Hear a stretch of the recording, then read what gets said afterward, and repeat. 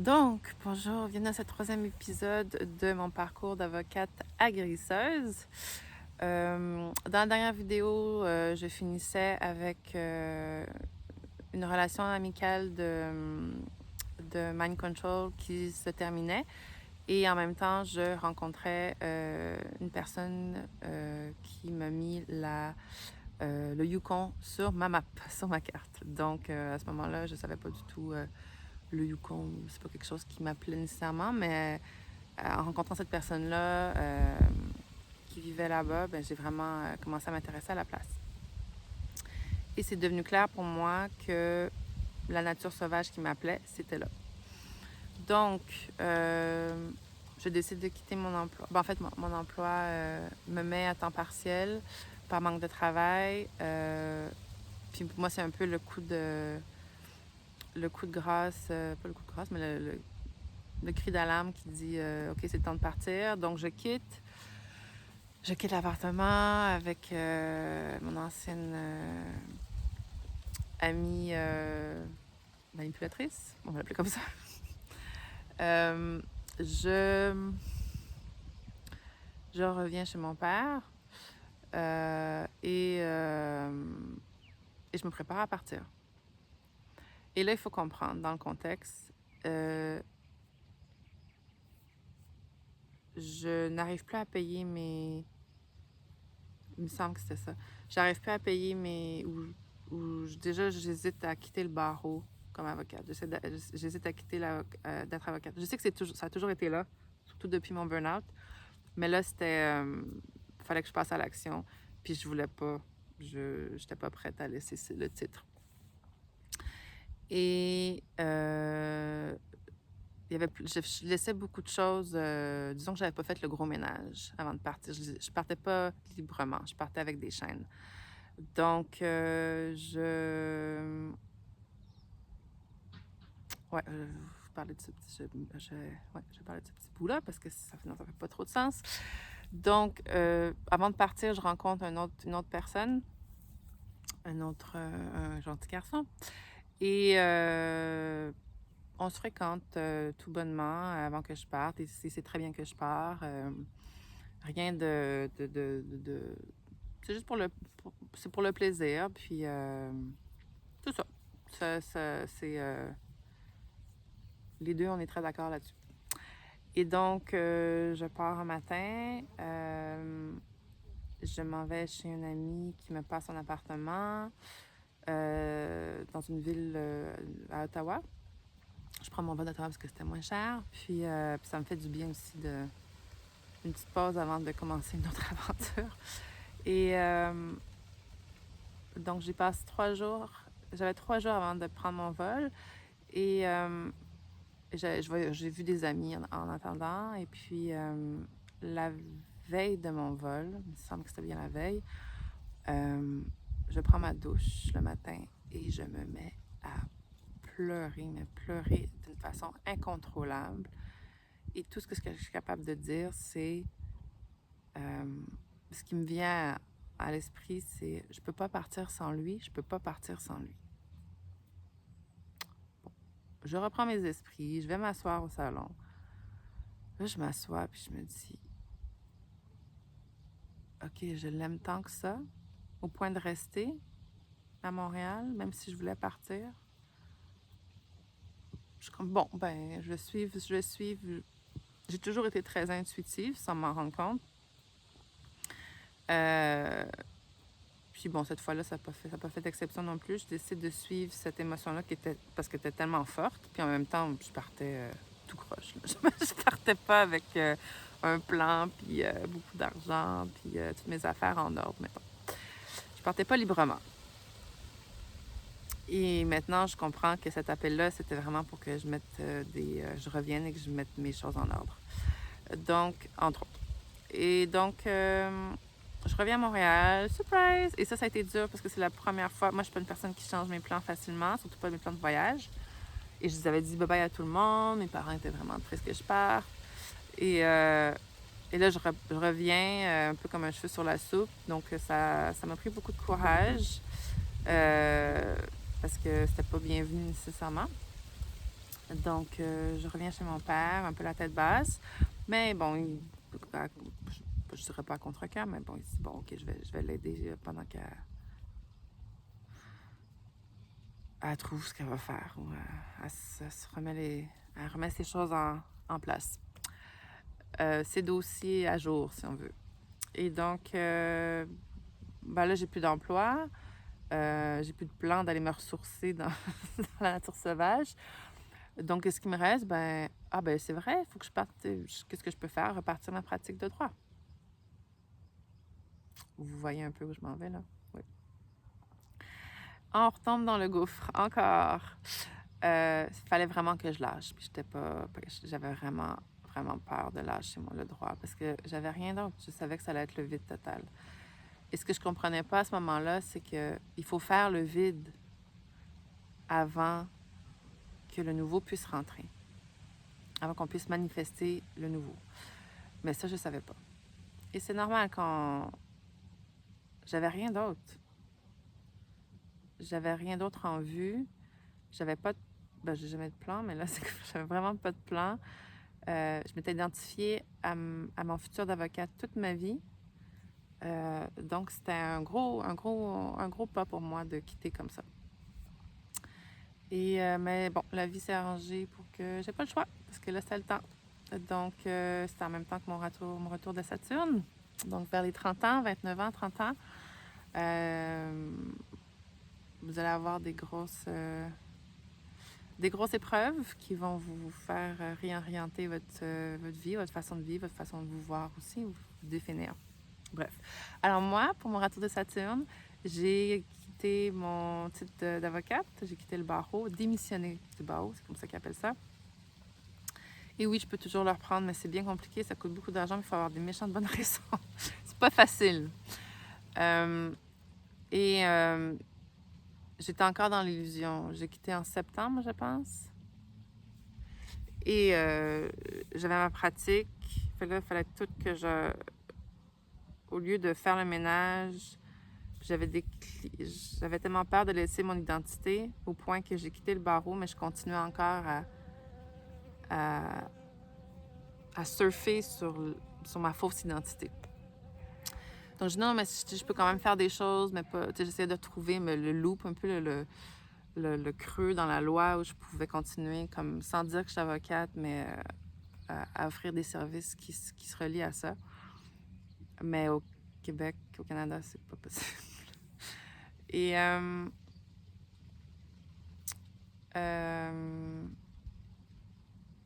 donc, à un moment donné, c'était clair.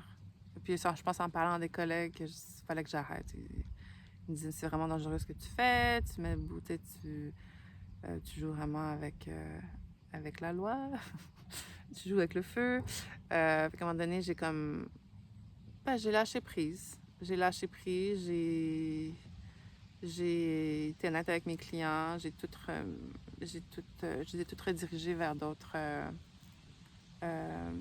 avocats, d'autres professionnels qui allaient bien prendre soin d'eux. Et ça m'ouvrait la porte à une faillite personnelle parce que mes dettes continuaient encore à me hanter et je faisais tellement pas beaucoup d'argent que j'étais toujours sur le bord, donc je m'en sortais jamais. Et là, l'argent rentrait pas, ou très peu. Donc, les banques commençaient à appeler, puis là, c'est comme l'anxiété montait. Puis à un moment donné, puis ça, c'était quand même... j'ai démissionné du barreau en septembre, puis ça, on est à peu près en décembre, donc je voguais sur une illusion que tout allait fonctionner, que l'argent allait rentrer, donc je commençais à me prendre je voulais me louer un appartement très cher. J'étais vraiment dans une illusion très, très profonde, puis je m'en suis voulu de ça. Mais ça m'a beaucoup servi de point d'apprentissage et de leçons. Et à un moment donné, ça l'a fait mi-septembre, je me rappelle, je pense que c'était le 12 décembre, pardon. En décembre, ouais. Clac. Faut que ça arrête. Je me mets à demain pleurer. Quand je lâche, ça pleure. Les émotions sortent, puis je dis, je suis plus capable. Faut que ça arrête. Je suis plus capable. Faut que ça change. Moi, c'est ça que je me disais, faut que ça change. Alors, j'ai décidé d'aller déclarer faillite parce que clairement, ce que je faisais, puis ça fonctionnait pas. Les bases sur lesquelles je fonctionnais, c'était comme du sable mouvant, c'était pas solide. Moi, j'étais pas solide dans mon identité, dans ma confiance en moi, dans ma valeur. Il y avait encore beaucoup de travail à faire, puis clairement, c'était pas là que ça se passait pour moi. Puis il fallait que je let go, tu sais, faut que je me... C'est quoi le terme? C'est... j'ai oublié le terme, mais c'est vraiment, tu sais, se mettre à genoux quasiment, puis accepter la défaite un peu. À ce moment-là, c'est comme ça que je le prenais. Et donc, je déclare faillite. Et là, ça fait vraiment une coupure dans le temps. 12 décembre, à cause du décembre, c'est toujours une date très particulière chaque année. 12 décembre 2016. Et je tombe après dans une dépression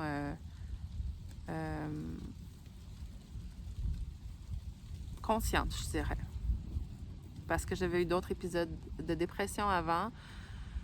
J'étais capable de savoir, et c'était clair pour moi que je savais avec toute mon expérience que les choses allaient changer. Fait que j'ai eu un 6 mois de dépression bien ancré, bien intense. Mais je savais que j'étais capable de rester quand même à une certaine surface, pas plonger trop creux. Parce que j'étais capable de ça. Tu sais, je savais, c'était vraiment clair en moi, c'était ancré en moi que les choses allaient changer. Et puis, je comprenais un peu plus que le temps de dépression, si tu le vis aussi pleinement, si tu n'es pas juste de t'en sortir, mais que tu le vis pleinement, que tu y vas à fond, c'est comme être dans son cocon. C'est pour ça qu'on y va noir. On n'est plus en contact avec nous-mêmes parce qu'on est dans notre cocon puis on est en train de se transformer. Mais la chenille, elle ne sait pas qu'elle va être un papillon. Donc ça, c'est important pour les gens qui vivent des moments comme ça en ce moment-là. Je ne minimise pas votre souffrance, mais sachez que les choses changent et que rien n'arrive pour rien, vraiment. Mais s'il y a une leçon que j'ai apprise dans ma vie, c'est bien ça. Et que une fois que vous sortez de vos moments dépressifs, de votre période de dépression, moi, j'ai vraiment pris ça comme un cadeau. Parce que c'est une pause aussi. Ça permet au corps de se reposer, de se ressourcer.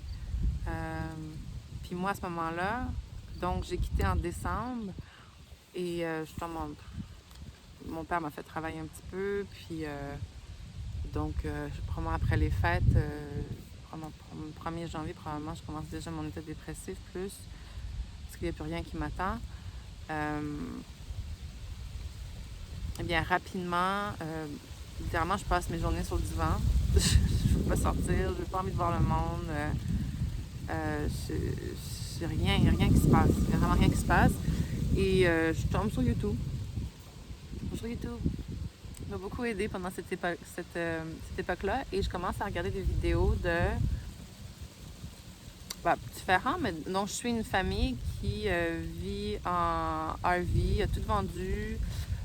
Sont beaucoup d'enfants, 9 enfants, je pense. Ils ont tout vendu, puis ils vont faire le tour des États-Unis. Puis ils font du unschooling. Ils font des trucs, en tout cas, que je n'avais jamais entendu parler avant. Puis là, ça me... Ah, c'est cool. Mais bon, j'avais pas d'enfant. Ça faisait aucun sens dans ma vie à ce moment-là.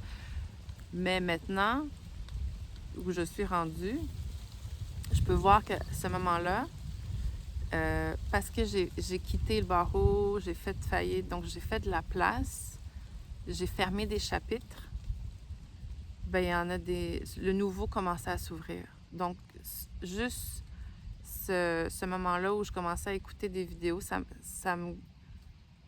commençait à me dire que mon rêve est possible, mais je savais pas que c'était ça mon rêve, parce que moi, c'était avocate, mon rêve. C'était tout, là. C'était tout ce que je voyais. Donc, il n'y avait pas de place pour rien d'autre. Puis là, parce que j'avais plus ça, d'autres choses ont pu rentrer. Donc, mes vrais rêves dans mon cœur, de mon âme, commençaient à rentrer. J'ai commencé à y avoir accès. Et donc, ça a été mon premier indice. Maintenant, je le comprends, mais au début, c'était juste « Ah, OK, c'est le fun, c'est tout. » Je ne voyais pas ça comme ça nécessairement. Et là, on est rendu où? Donc, oui, je vais en dépression. J'ai beaucoup de la misère avec ma relation avec mon père à ce moment-là, parce que lui était dépressif aussi. Donc, je pense que ça vient de le rechercher beaucoup. Puis, je pense que pour les gens qui sont autour de personnes dépressives, les proches, ben, c'est dur. C'est dur aussi parce qu'on ne sait pas quoi faire. On dit souvent, ben, juste aimer-les, mais c'est lourd, les énergies. C'est difficile à jongler avec. Puis oui, on se sent impuissant. Hein? Donc, j'ai de la misère à être près de lui. Puis, ça fait que ça dure quand même un bon janvier, février, mars. Je pense qu'en avril, ma tante me demande d'aller l'aider avec son jardin. Oh, quel bonheur! Ça me faisait sortir, ça me faisait bouger, ça me faisait connecter à la terre. J'étais vraiment pas bien encore, mais ça m'a tellement aidée, là. Puis c'est là que j'ai compris un peu plus l'importance de la connexion à la terre aussi. À quel point chacun a ses... c'est pas pour tout le, c'est pas nécessairement tout le monde que ça va faire un effet aussi bénéfique. Ben, je pense que chacun a sa façon de connecter à la terre. Mais moi, là, avoir les mains dans la terre, être dans la nature toute la journée, ça m'a vraiment aidé à passer cette période difficile. En même temps, j'avais une autre relation proche de mind control qui se faisait... qui était là, qui était très active. Fait que j'avais pas encore fini ce pattern-là. Il fallait encore que j'apprenne. Ça m'a pris beaucoup de temps, mais il fallait encore que j'apprenne il fallait encore que je le vive pour comprendre. Pour vraiment dire non, non, non, puis faire le ménage. Puis surtout que ça, c'était quelqu'un qui est plus proche de moi, qui fait partie de ma famille. Donc, c'était plus difficile de discerner le fond de la relation toxique, je te dirais. Parce que j'ai cet attachement envers cette personne que j'ai pas... Puis cette responsabilité aussi, cette responsabilité envers la personne aussi, que j'ai pas avec d'autres personnes, nécessairement. Donc, ça se passe. Puis là, ben, à un moment donné, la saison du jardinage finit. Moi, qu'est-ce que je fais à ce moment-là? C'est ça. Là, j'ai comme... Puis dans cette relation-là, ben, je donne tout mon argent. C'est souvent un signe annonciateur de quelque chose qui ne va pas quand tu donnes tout ton argent à quelqu'un d'autre. Puis là, je suis comme, OK, mais c'est quoi la prochaine étape? Et je décide de... J'essaie de voir qu'est-ce qui me reste. Je passe beaucoup de temps à la bibliothèque aussi. Ça me permet de sortir puis dans un endroit neutre. Je passais beaucoup de temps à la bibliothèque municipale. Et j'essaie de voir qu'est-ce qui me reste, par où je suis guidée, là, que là, ça va un peu mieux, que j'avais un peu émergé. Et ça me disait d'aller... C'est ça, il fallait que je finisse des cycles. Donc, je suis retournée en Haïti. Chère Haïti. Et, bon, c'est vrai que je ne vous l'ai pas dit, mais à Haïti, j'ai essayé de... Quand j'ai fait mon barreau, je voulais trouver un stage là-bas, parce qu'il y avait des stages avec des... Tu pouvais trouver un stage avec des organismes internationaux, puis ça pouvait être crédité, en tout cas. Puis j'avais essayé avec un organisme canadien, mais ça n'avait pas fonctionné, il m'avait refusé. Puis j'ai réessayé à ce moment-là. Il y avait un poste qui s'est ouvert, même histoire, même contexte. Et c'est des patterns, là, même chose. Et comme j'ai la même réponse, c'est on adore ton profil, mais t'as pas assez d'expérience ou on va passer. Il a enough. Ça, c'est mon programme principal. Ça, beaucoup aussi, on l'a. Je ne suis pas assez. Je ne suis pas assez. C'est jamais assez. Peu importe ce que je fais, c'est jamais assez. Ça a beaucoup défini mon parcours professionnel. Mais aussi, ben, ça va jouer aussi dans sa valeur personnelle. Comment je me vois aussi. Je suis jamais assez. Puis dans mes relations aussi, ça va toucher beaucoup à ça. Mais bon, restons côté professionnel. 20 minutes déjà. Hein? OK, ben je vais faire un épisode 4. À tout à l'heure!